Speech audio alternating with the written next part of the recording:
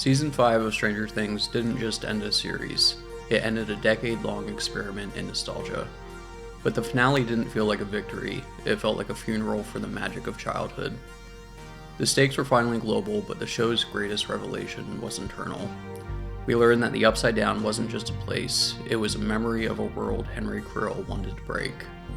The Mind Flayer towards the end completely changed everything. Vecna wasn't a god, he was just a vessel. He was a child who stumbled into a suitcase of cosmic rot and mistook infection for purpose.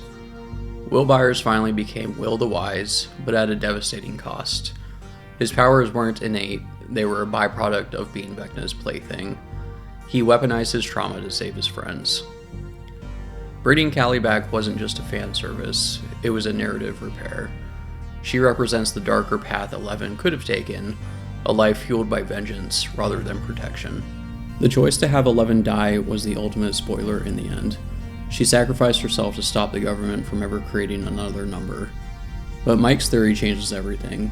He suggests that the death was Kali's final illusion, a trick to let Eleven escape.